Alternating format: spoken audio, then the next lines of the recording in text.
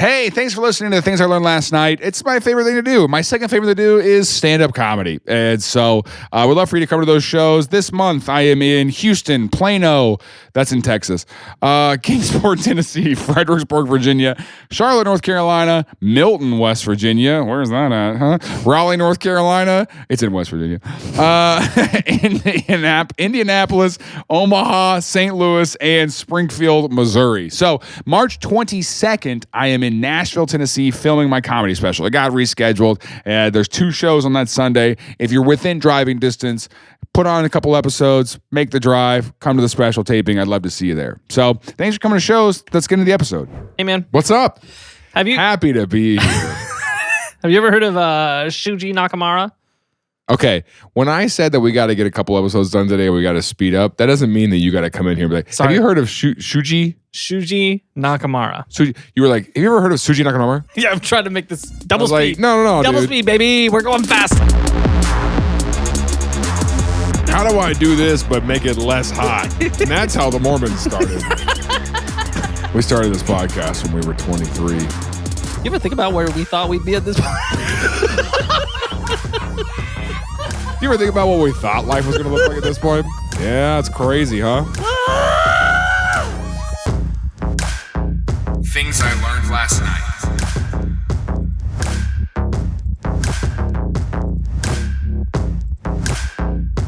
Okay, so who is this? Shuji Nakamura. Here's a picture of him. Okay. Here's another picture of him. I shouldn't have laughed. Okay. Here's another picture of him. Is this... Okay, hold on. For audio listeners, yeah, here it was. Is this an Asian gentleman? Is he Japanese?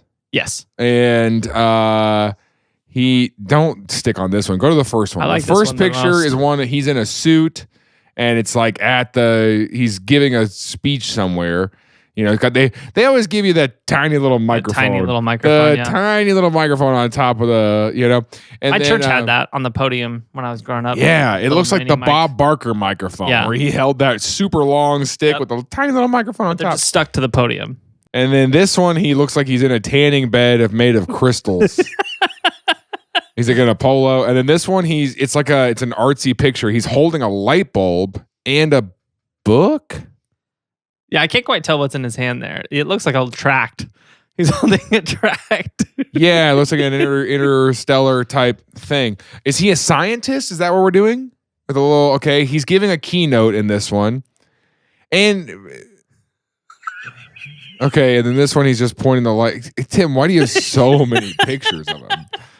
Tim, why do you? What?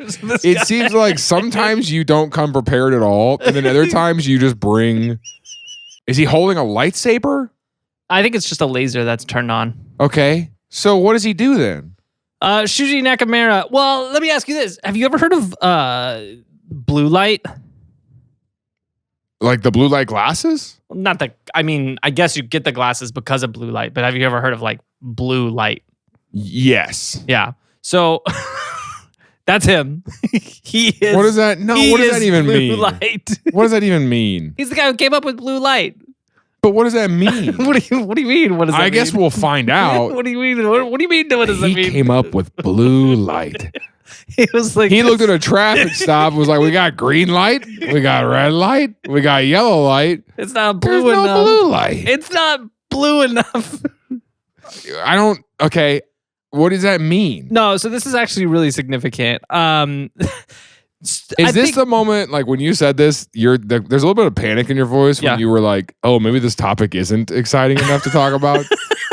Is that why you have 37 pictures of this guy? No. No. Pull one back up? No. Okay, hold on. Just like a normal one. Don't pull that one. I knew you were going to pull that one my up. favorite The weird one so tanning much. bed and the It's crystal so thing. Favorite. Just go to that one. Yeah, this is the only one I have where he's not doing something with a light. It honestly might be the only one I can find where he's not doing something with a light. What are you looking at? Are you trying to? Are you comparing foreheads? Is that what you're doing right now? Yours might be bigger. This one's a little bit bigger. Yeah. Hey, go back to that one though. You're gonna look good with this haircut. I think you'll rock that. You think I'll rock that? I'm gonna shave my head before I get to that point. No, dude, grow it out in the back. Do a Larry David. I'm not gonna. Oh no way. I'm pretty close to shaving my head clean.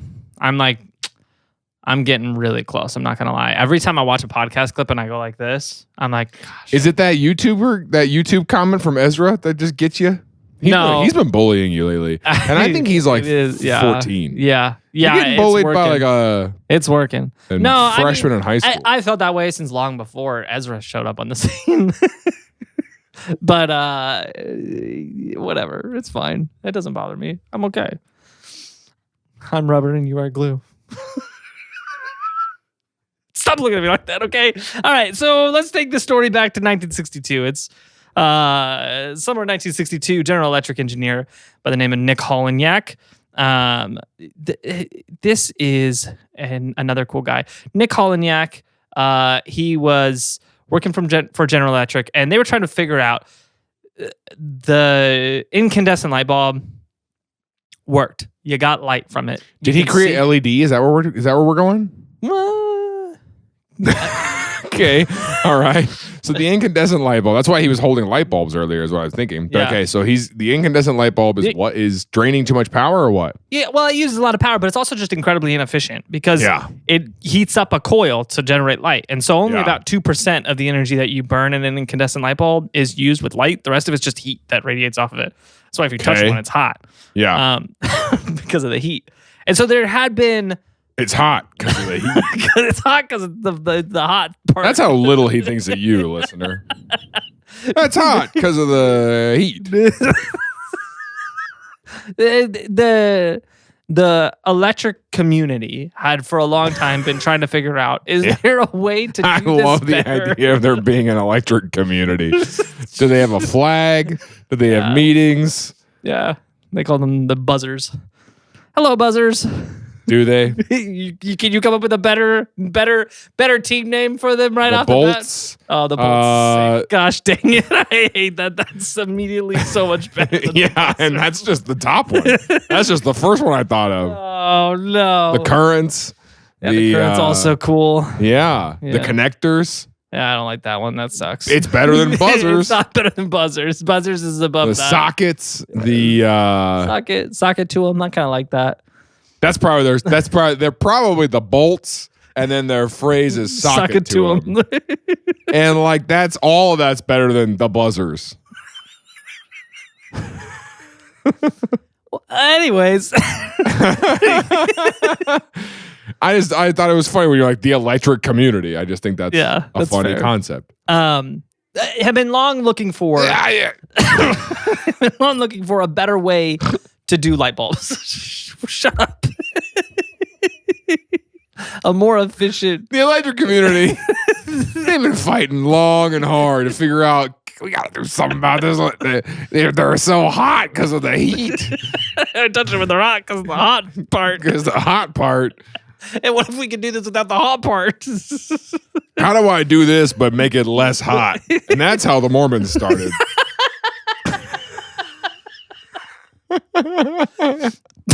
How do we do everything but make it less hot? Make it less hot. So in 1962, there was an engineer working at General Electric by the name of Nick Holonyak. Here he is. Okay. He looks like Dr. Bronner a little bit. He kind of does, actually. Like a bald version. Here he is. Here's another one where he's less. What is with crazy. These guys with lights, dude?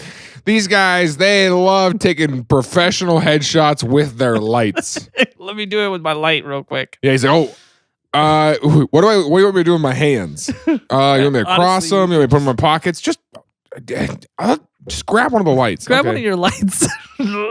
And he's holding it like Elizabeth Holmes in that photo. Yeah, he really is. I like this one the best. This is crazy. Where he's like shining it toward his face? Yeah. Okay. This is like he's like highlighting half his face. So Nick Holonyak, what he did is significant because he was the guy who first came up with LED. Oh, okay. So but the problem was, I guess, a little bit about LED, how LEDs work for this to make any sense. Maybe now's the right time to talk about this. An LED light, let me see, what is it? Let's start with, I'm trying to decide which graphic is the best place to start here. So deep within an LED light, you have this. This is going to take, maybe this is best to watch if you're listening. I'm going to try my best to illustrate what we're looking at here. Yeah. But we're looking at a graphic that shows what an LED light bulb looks like, on the inside, the little bulb piece. And what I think a lot of people might think is that, because you look at a lot of LED bulbs and you have the bulb, and a lot of times they have the color on them. Okay. But the color doesn't come from the casing like incandescent bulbs do. The color actually comes from the unit itself. There's this little terminal that creates the light. And so LED stands for light emitting diode. That's what it stands for. And inside it, there is a diode. So the current just travels right through. And at the top there, we have this region where there is a little cavity that a wire connects to that sends charge into this cavity. How are you finding these topics, buddy? I'm gonna try. This story is really interesting. I'm gonna try to make this part as quick as we can, quick and simple as we can. I'm just wondering how we got from, I guess I try to follow the trail. If you listen to the last couple episodes, you can follow the trail of the Wikipedia articles that led him to where he is, because you can go Stuxnet led to. What was the one that just came out after Stuxnet? I don't remember. The one after Stuxnet. And then, Secret Mall Apartment. No, that was before Stuxnet. Oh. Secret Mall Apartment, Stuxnet, Party X, and then 3i Atlas. You can see how Stuxnet led him to 3i Atlas, right? And then I'm assuming we'll figure out how 3i Atlas led us here. Because now, and maybe you've just been watching too many Hank Green videos and the confidence is through the roof over here, where you're just I can explain LEDs to people. So basically what an LED is, it's a light-emitting diode. And I knew that word before we did this, and that's why I said it with such confidence. And so you can see that at the top we have the wire bond and reflective in the cavity, right? And so in that bulb, you have a positive terminal, and that hits the photo P region, which then it hits the active region, which then passes through to the in region. Now the in region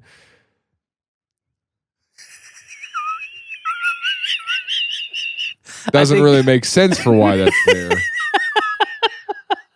So essentially what this is... the photons. Okay, so the negative goes back up through the positive. A P and in, positive and negative. I'm not a moron. There you go. Hey, don't ever talk to me like that. See, the positive terminal goes through the photon and then hits the active region of the negative. So it's photons, it's positive and negative reacting to each other that generates energy that creates light. And then you pass that back up through this cathode, and that comes back. And all that's happening when you just go, you know? Or you go, Echo, turn the lights on. So really close. Essentially what is happening there is you have this material and they give the top part of this a positive charge, the bottom part a negative charge. And then when you push some energy through it from a battery through this diode, what happens is there are essentially empty spots within that negative region where when that positive region is charged with energy, you got it right, will drop from the positive region down to the negative region. And when it goes through, they call it the active region in this, but really it's a band gap. So there's just a gap in between the material. And when it goes through there, that's where it releases a bunch of energy, and that's where the light comes out. Yeah. And what is interesting is... What you just did in the microphone. Okay, no. So I've been listening to a lot of Notebook LM in preparation for this because it's honestly... Which is also crazy. It's so insane. But it's nice if you've never used it, you can just dump a million sources. And if you don't know, they reference the source material like this. Yeah. And they interrupt each other and pause. Yeah. And they will stumble over their words. And they will do things like that where they go... Like they will do weird mouth sounds. But it's AI. It's AI. Yeah. It's and they'll really even say weird. stuff at the same time like that. Yeah. It's very strange. Like they're having a conversation. And the only thing they're missing is 10 years of friendship and a little bit of bitterness, you know? you can hear that just... You can tell that they think that they should be richer. These AIs think that they should be richer. These AIs think they should... These AIs are hitting their 30s and they feel slighted by their lot in life. So you've been listening to a lot of podcasts. I've been listening to a lot of robo podcasts about this because that helps me learn. And they did make that mouse sound. That's the only reason I brought that up, is because you made fun of my mouse sound, and they literally made. No, I listened to one the other day. 10 years ago, I signed up for a stand-up comedy course online. It was one of those, just self-guided courses. Jerry Seinfeld? But no. Can you believe Seinfeld's doing online courses? No, but it was like this course was clearly put together in 2010, so it's super text heavy. It is like it's just reading. Yeah. And I was like, I don't want to read this thing. I got stuff to do. And so I put it into LM while I was running. Yeah. And it just gave me all the information. And I was like, it's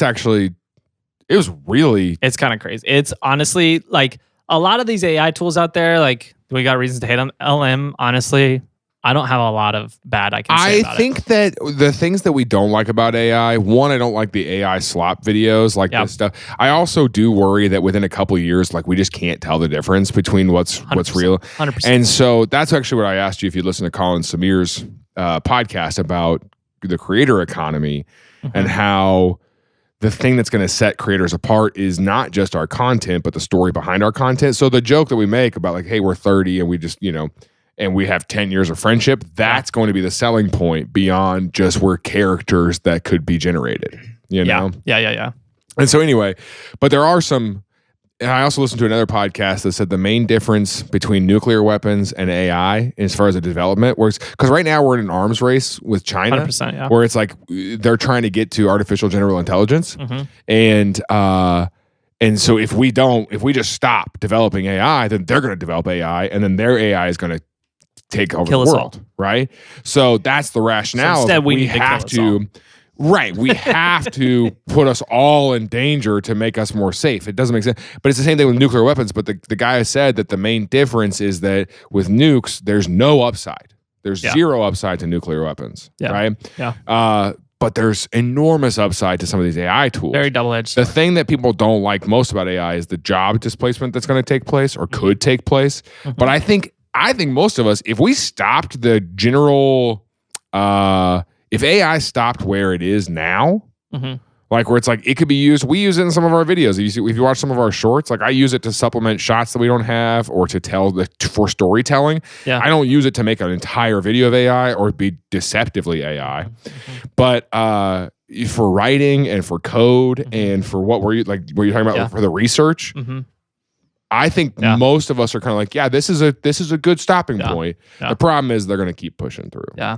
Alex died in our Jennifer's Dead in the Parking Lot Day thing like 4 years ago, and we just AI genned his voice in every episode that shows up since then. So, and Blair's she's over there. She's just been like, she hits a button. She's like, we gave her a soundboard. Why do you keep doing that? She's not, she's sitting right there. I love the idea of her floating on a box fan. So funny. But we just gave her a little soundboard that she can just pipe in with Alex's voice. Pipe in, Alex. Yeah, it's a voice changer. She talks into it. She talks into a voice changer, and then it comes into the mic like Alex. And she just goes. That's how she talks. Have you seen this video? Hold on. She talks like this. That's what you're saying? Have you seen this video? It's this girl who just does a ton of content on TikTok, and recently she started this bit. Started the bit where she's being taken over by a demon. So funny. What's the demon's name? Do you remember the demon's name? Carl. It is so freaking I love funny. That we're sitting through a part where you're going to explain YouTube videos. I'm not going to explain it. That's such a 31-year-old thing to do. You're so 31. I'm almost not 32. It. By the time this comes out, Tim will still be 31. I'll still be 31. We're fine. We're good. I'll be honest. Earlier today, we had our client here. We were shooting some business podcast, and he asked us how old. I think he asked just me how old I was, and I was like, I'll be 32 this year. And then in my brain, I sat down, and I haven't stopped thinking about how weird of a thing. I sat down and I was like, I'll be 31 32. and a half. We started this podcast when we were in our early 20s. No, I just think about well, that's crazy, but also like we started this podcast when we were 23. Yeah. You ever think about where we thought we'd be at this point? Do you ever think about what we thought life was going to look like at this point? Yeah, it's crazy, huh? Man. Anyways, Tim thought he was going to be rich. I knew he wasn't going to be, but Tim thought he was going to be rich. And every time he'd say it, he's like, yeah, well, one day when I'm rich, I'd go, nah, it's not going to happen, buddy. That's not going to happen for you. Some people it happens for, some people it doesn't. And you just need to learn how to settle for mediocrity.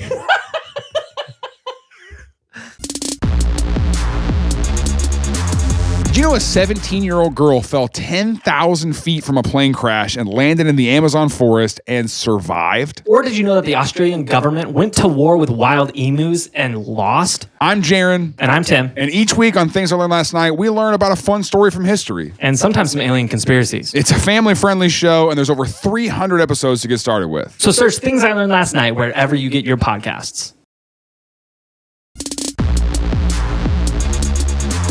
Anyways, so the big problem here was...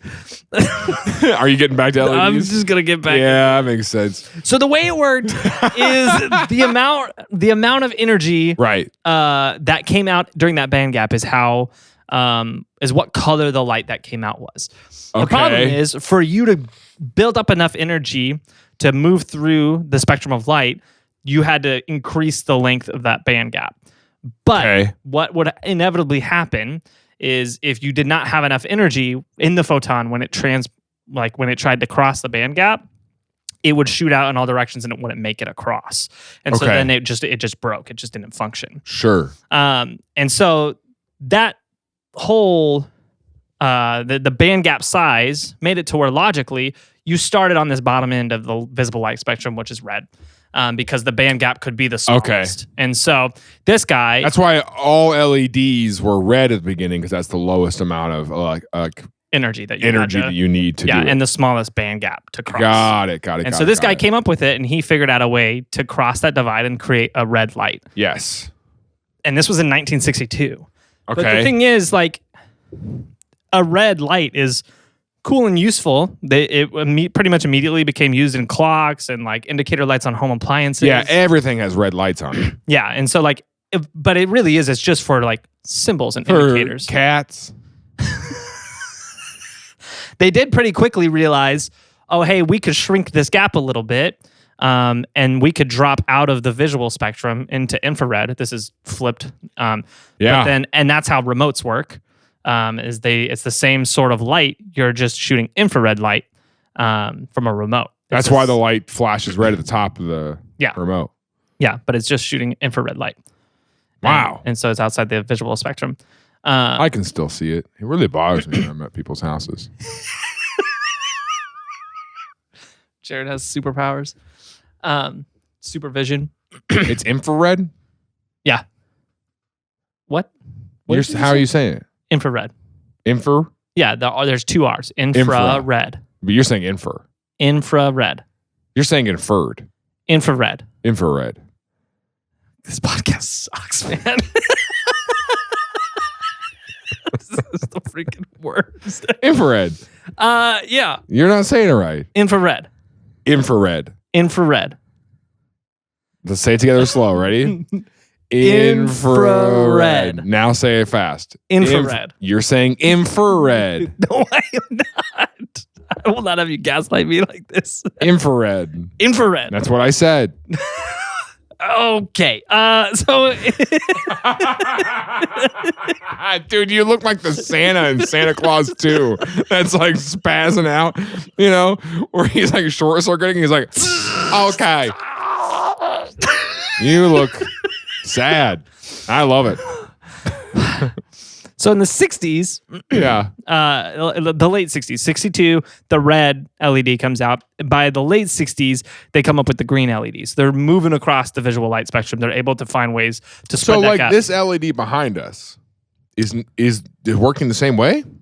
Yeah, it functions the same way. So it takes more energy to make a blue than a red. Yeah, the further you go along the spectrum, the more energy and the wider the gap has to be. Blue. Well, this is purple. All the way to the end. Well, the way this is making purple is a little different, and we'll get to that in a second. No one should be making purple.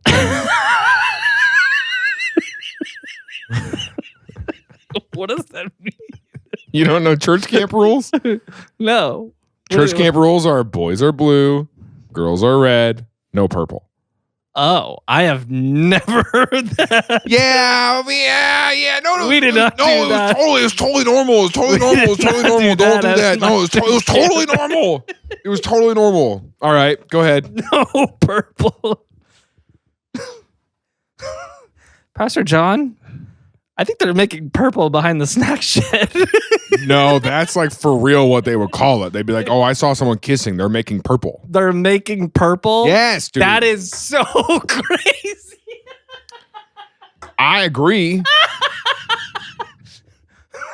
You want to make purple in the HOV lane? What if we made purple in the HOV lane? Yikes. We want to make purple. We got to close this gap. Oh, no. So... We got to close this. Oh, is that... Okay, I'm not making purple with you.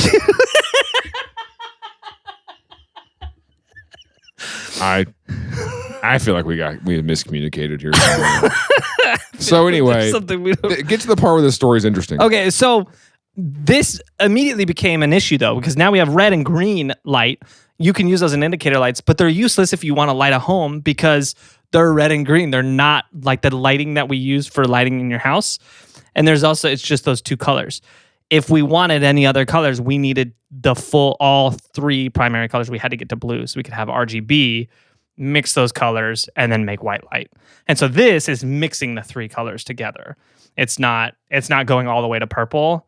It's using LEDs that are red, green, and blue and mixing them to make the purple. How do we get to white? All three of those colors. Yeah. You put red, green, and blue on top of each other, increase the intensity, it's white. Okay. And so, but that was a big problem because the gap in a blue light, or the theoretical gap to get to a blue light was going to be so large. Right. There was a material science problem of we couldn't find the material that could create that large of a gap and have that much energy and keep it pure enough to where the energy could travel through it. Okay. And so it was a pretty significant material science problem. So much so that throughout the 60s, 70s, and 80s, pretty much every major electronics company was investing millions and millions of dollars into this, trying to figure out. Trying to get blue. Trying to get to blue. Yeah. Yeah. Trying to make blue. What if we made purple at RCA? And so, yeah, hundreds of millions of dollars were invested through these three decades trying to get there. And then came along Shuji Nakamura. Shuji Nakamura. He worked at a place called Nikea. Okay. Nikea, this is their actual office building. I just needed to show you a picture of this. Crazy. Because it's so absurd to me. Everything about this office drives me insane. And it makes me feel so uneasy when I look at it. It looks so efficient. It is so and there's those little balconies, those little tiny balconies. Do you think the windows are eye level or do you think those are those are middle? Because you see the doorway over there at the end for some reason, those small little balconies that aren't connected. Yeah, they're tiny little dinky balconies. Yeah. Dinky balconies. This is a weird looking place. It's so you go smoke. It looks like it would get built in the 90s as like a futuristic building. Yeah, I think you're right. It's a cube. It's a big flat thing, and then there's like runner windows but they're not full height windows. They're clearly like small. I mean, they look probably 2 or 3 feet tall. The windows do at most, maybe 1 foot. Yeah. And it's like remember maybe the 1.5 feet.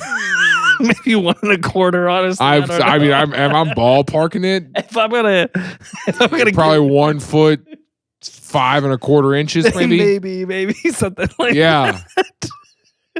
What do you think? I don't know. It does remind me of the Hears building in Springfield too. It's got that big like tower on the back of it. Otherwise, it'd be just a block. And honestly, I wouldn't hate it as much if it was just a block. But stop looking at the clock. Stop looking at the clock. Is the building the interesting part of the story or what? Don't look at the clock. Look at the block. No, I just needed you to see this because it stresses me out so much. It really does. Okay, we can stop talking about it. We don't have to talk about it anymore. Okay, we don't have to talk about it anymore. Okay. Stop talking about it. All right. I wish you would stop talking about this building. Okay, so he worked at Nikea. Nikea is like a little 30 minutes into a story that's going nowhere. It's like a small, I don't know what to call it, a chemical firm. Yeah. And so they said their tagline was researching for a brighter future. Yeah, so now it changed things. But and in the 60s, 70s, brighter 80s. world, maybe, I guess. Yeah, this company was founded in I don't know what year this was founded, but throughout the 80s, the 70s and 80s, it was all chemical, and they made a few dozen million a year. They weren't like hugely successful, but they were like a profitable company. They were doing well. They were whatever. But they weren't a company that was on the radar for this technology. Okay. But Shuji Nakamura, he was just a technician who worked there, but he's always kind of a tinkerer. He grew up being someone who played with like Tinker Toys and did stuff like that. And he got his bachelor's degree. He started working at the Nikea Corporation. I think we're going to end up needing a lot more of those people because of if robotics really do take off the way that they hope they do. Yeah, we're going to need more people with those hand-eye coordination skills. Why? Because we're going to need to repair those robots. Why can't the robots repair the other robots? That eventually. So he worked in this section of Nikea that they called the junk room. And it was we just put a bunch of junk in here and we let these guys think around a little bit and see if they can come up with anything. And so he just would sit around building stuff in the junk room. And one day... Say his name again. Shuji Nakamura. Shuji Nakamura. Okay. And so in 1988, he kind of, for years before 1988, he'd been dabbling with this blue light problem. And he started to think, I think I could probably solve this. Mm-hmm. And so he went to the founder of the company, a guy by the name of Nobu Ogawa. And he said, hey, I need, 500 million yen to try to figure out this blue light problem. It's $3 million US. Okay. And the guy was like, sure, take this 500 million yen to the junk room and see what you can do with it. And so he's like, the first thing I'm going to have to do is go to Florida. Is that okay? And he's like, I don't care. And so he flies to Florida. He's like, I already told you, go to the junk room. That's what we call it here. Just go to the junk room. The junk room. Honestly, cool youth group name. Is it? The Junkyard, maybe. The Junkyard. The Junk Room. Hey, do you remember Junkyard Wars? Junkyard Wars was sick. So cool. So sick. So it was definitely not an indictment of our over-consumer culture that we just have these massive areas of land with so much junk. That's crazy. So in 88, he spent a whole year in Florida mastering this technology called MOCVD, which stands for Metal Organic Chemical Vapor Deposition. I knew that. Which the big problem that they ran into is they figured out that they could potentially make this type of light, the blue light, if they had the right material. But the problem is they just couldn't get the structure pure enough. But there was this new technology in the 80s that came on called the MOCVD that could create really, really good pure crystalline lattice. Okay. But it's the only thing that could do it. And so he's like, I'm going to fly to Florida to a place that does this, and I'm just going to spend a year there like learning under these people. And so he expected it to be this great experience. He gets there, and he just gets bullied by everyone who works there because they're like, you're not that smart. Because he doesn't have a PhD, and he has no published papers under his belt. And so they're like, you're not special. And so they're like, here, we've got a broken one. You can go to the junk room and you could play with our broken machine.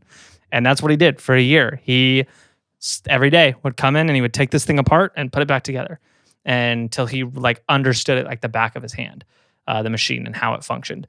And meanwhile, he sat alone at lunch. Everybody made fun of him. What is this everybody machine? bullied him. MOCVD. It's essentially like a reactor that could create with any organic material, could crystallize it. And it could make the most pure crystals. Sure. At the time and even to this day. And so he flew back home and was like, well, I'm going to need one of those. I'm going to make it. I spent the year just making it over and over again. And so he put together all the junk that they had in the junk room to make his own like makeshift MOCVD reactor. And long story short, over the next 4 years, he just tried every single day to create this material. Okay.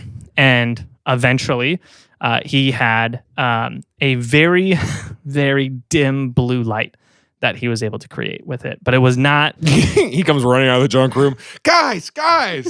And they're like, uh-huh. He's like, the blue light! And they're like... I don't see it.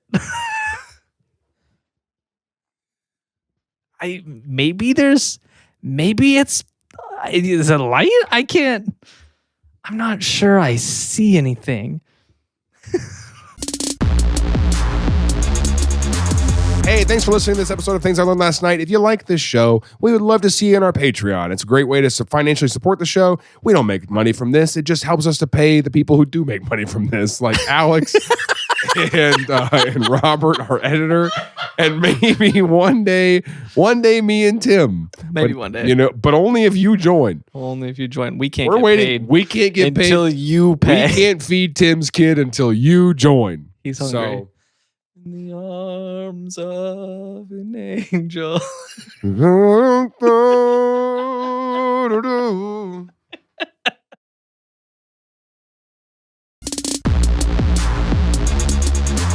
He's back in Japan. He rebuilt the reactor. Mm-hmm. And the problem is he gets back, and when he gets back, the son took over the company. Oh, okay. And the son's like, this is a colossal waste of money. You're never going to figure this out.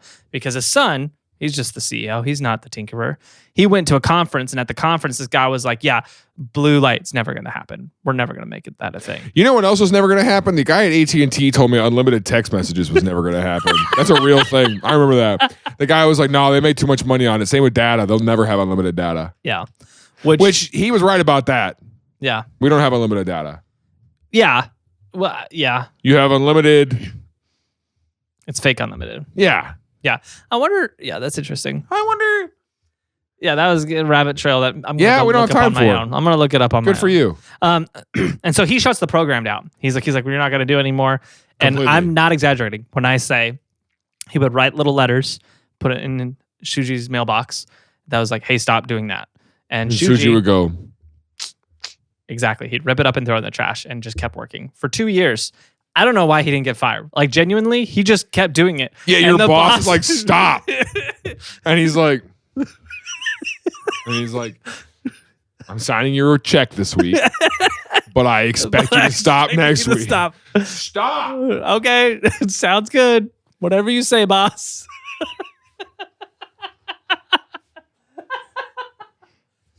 Just quit paying it. Fire. Fire. I can't believe he didn't get fired because for 2 years he just kept working on it. That means somewhere in the organization, someone was like, he's gonna pull it off. He's though. gonna freaking Did do you it, see boss. the dim? Hey, Like, boss, he fought the dim light out. He made a little light, and if you turn all the other lights off, you can kind of see You turn all it. the other lights off, and then you turn off the light in your brain too. You can kind of see it like Kind that. of see it. You kind of see it if you think about seeing it. Yeah. And long story short, he used, let me see if I can find the exact material, gallium nitride, indium gallium nitride. So he had to create a compound that had a large enough band gap that he could then crystallize and get enough energy. Someone else at a different lab had discovered that gallium nitride was going to be the way to go, but they couldn't get it pure enough. And they actually tried firing a laser at it. It didn't work. He was like, what if I just make it really hot? And so he tried that and it worked. Yeah. So he made it do 50 push-ups a day. He's like, what if I just, hey, I'm going to make this thing hotter. I'm going to make this thing hot. I'm going to make this thing hotter. He gave it the Princess Diaries makeover. So in late 92, he discovered it. He figured it out. And he made a blue light bulb that was 100 times brighter than any previous prototype. And this blew the world up. He went to St. Louis. He's like, I know exactly where I'm going. He goes to St. Louis, does this conference. The World's Fair. He still thinks it's 1904. Hello, Tartaria.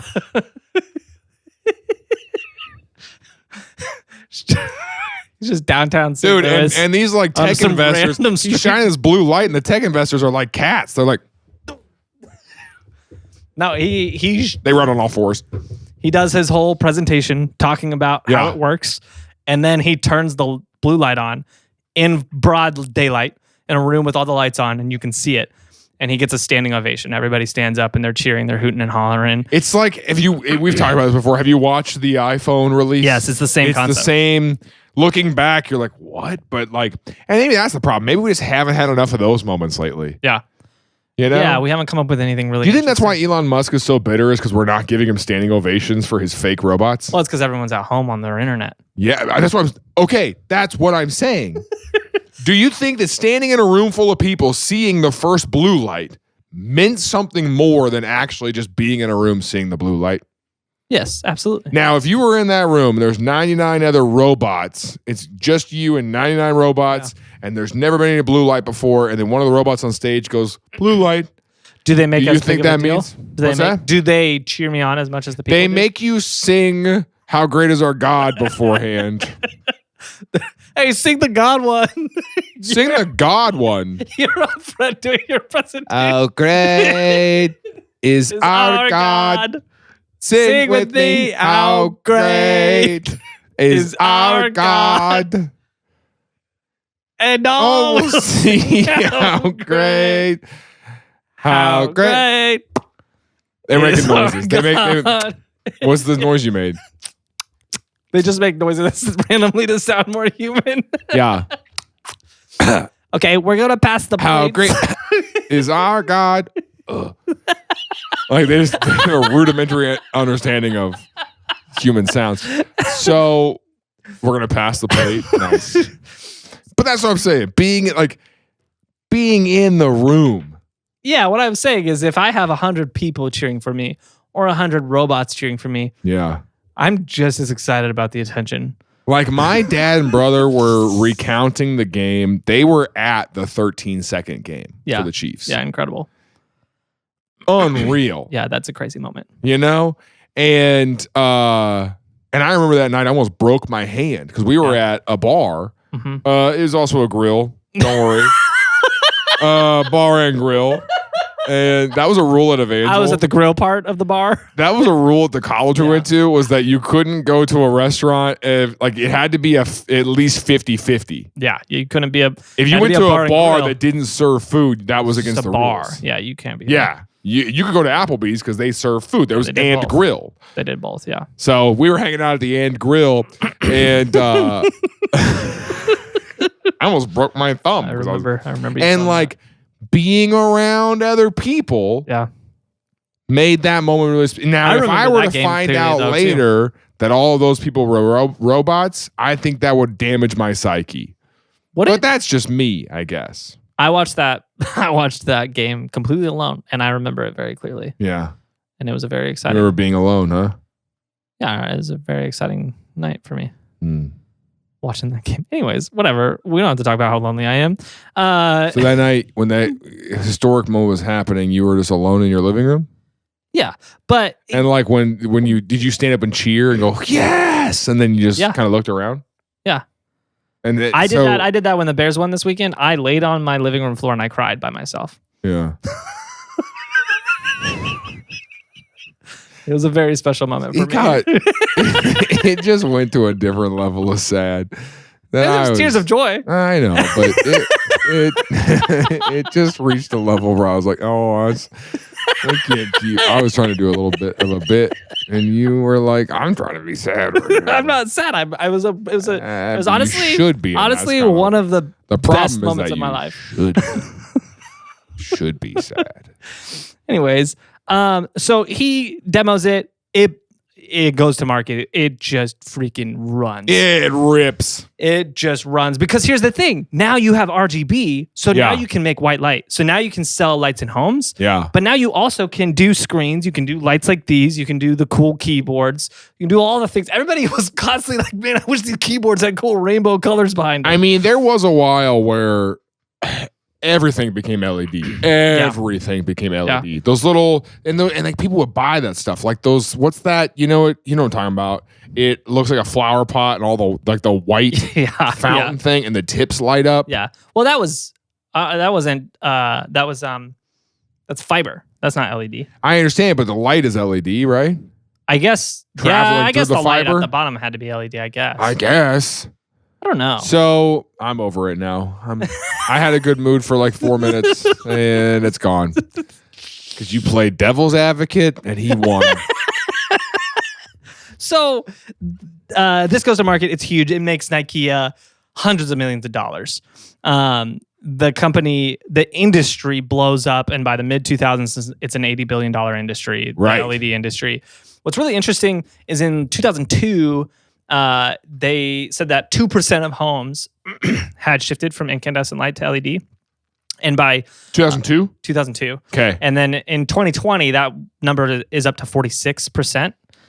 So still not the majority. What's really interesting though is looking at the amount of energy that incandescent lights use in contrast to LED lights, that if we completely shifted all of our incandescent use, both at home and commercial, across the nation, they said that would be the equivalent to taking half the cars off the road in terms of CO2 use in the world. Well, which is crazy. I mean, even the bulb in my living room, because there's a smart bulb in here as well. The smart bulb I have in my living room lamp is the same bulb I put in during COVID. Mm-hmm. Like I bought, it was like $100 that I spent during COVID to get all these lights. Yeah. And I was like, dang, that's $100 for lights? That's crazy. I've been using them for nonstop every day. The average LED for 5 years. The average LED can run for 100,000 hours before it dies. That's crazy. And they use 5% of the energy. And they actually 70% of the energy that it uses is emitted as light, and only 30% as heat. So it's like significantly more efficient. It works better. It's brighter, and we get the full color spectrum. Yeah. And so what is happening with LEDs, like on your phone where you can change the colors, they're just using the RGB. So they just have the 3 colors and they just shift the RGBs. And obviously you can have so many of those LEDs so close together that it's like a screen. And then you can just change the colors really simply. Wild, right? Very wild. Well, Nikea was like, Shuji Nakamura, oh my gosh, you didn't listen to me. You ripped up all of my letters and you made the company hundreds of millions of dollars. Thank you so much for your service to the company. We're going to thank you. We're going to thank you. We got a special bonus for you for your hard work. And so he opens it up. It's a check for $180. No. Yeah, he gets a check for $180. No way. And he continues working at Nikea throughout the 90s and into the early 2000s.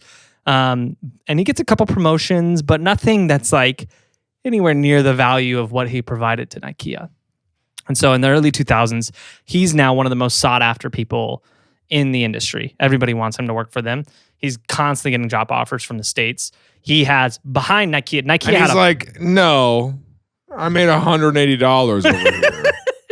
I'm going to stay. Yeah. Behind Nikea's back, Nikea had this policy where it's like no one employed at Nikea was allowed to publish a paper because they were like, these are our trade secrets. And so he published them under Mary Shelley.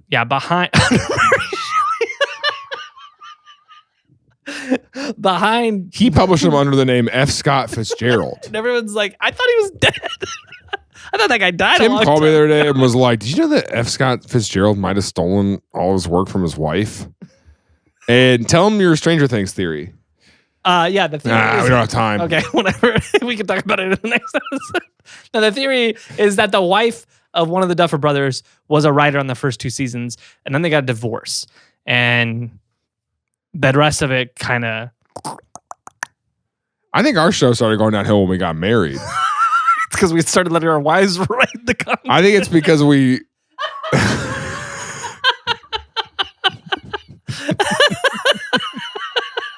You can really tell when it happened.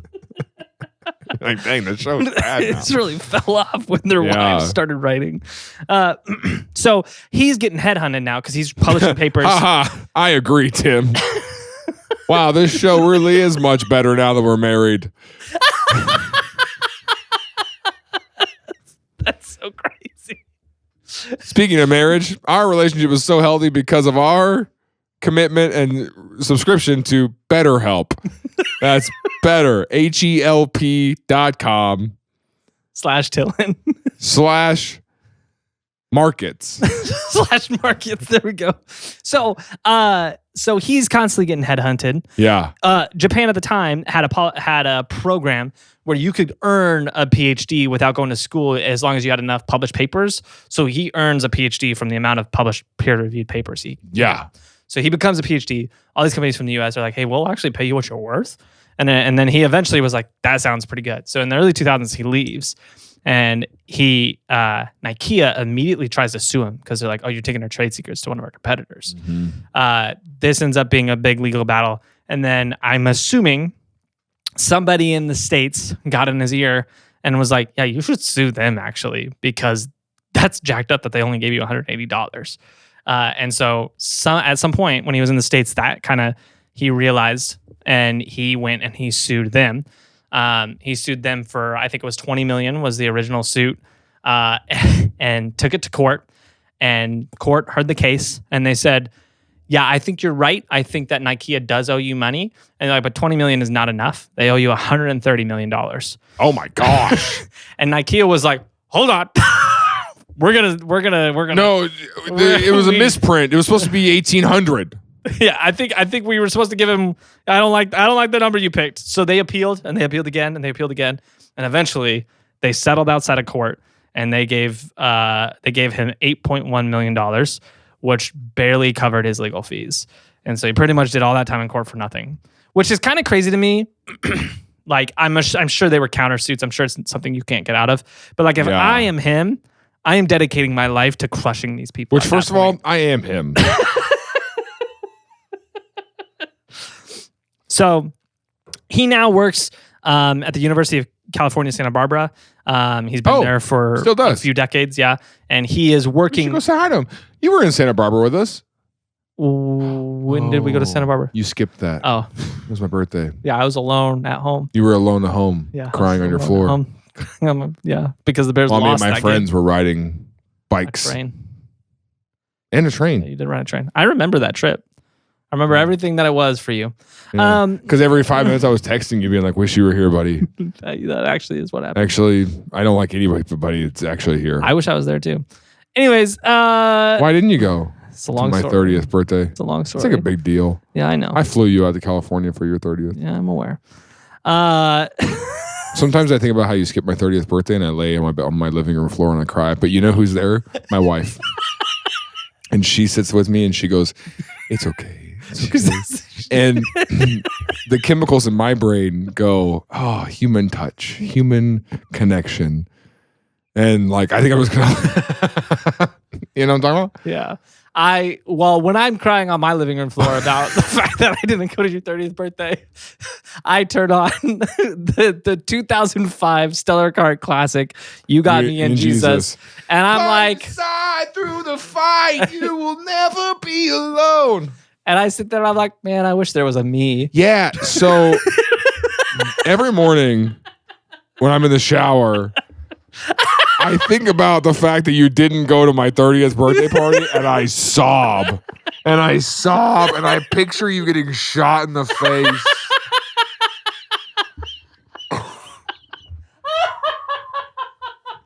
And that's how I start every day. So anyways, he's working on these new LEDs that are like much, much smaller band gap. And what it's going to do is it allows them to be ultraviolet. So they already have ultraviolet. He's working on X-ray UV or LEDs. Oh, he's still working on things right now. Yes. And so, okay, what's the point of X-ray? So what's really interesting here is there's a few applications, but one of the leading applications right now, we have a problem in computing where we've reached the physical limit of how close together we can make the components in a computer chip.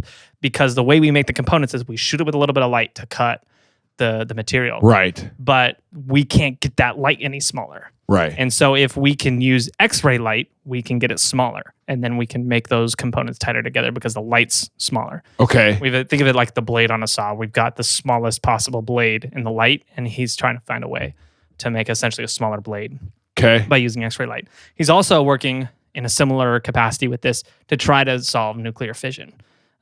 So he's working on a couple big things. I watched an interview of him in Santa Barbara at the University of California. They were walking outside, like one of those dramatic interviews. Yeah. And he was swinging his arms like this. So I know he's really smart. I just had to bring up the fact that he was walking. And I know he's really smart because of that. He walks like this. That he's outside walking just like this. Yeah, so we're trying to figure out nuclear fission right now, and if I can figure out the X-ray, then the light can be really small. It'll be a small light. It'll be a small light.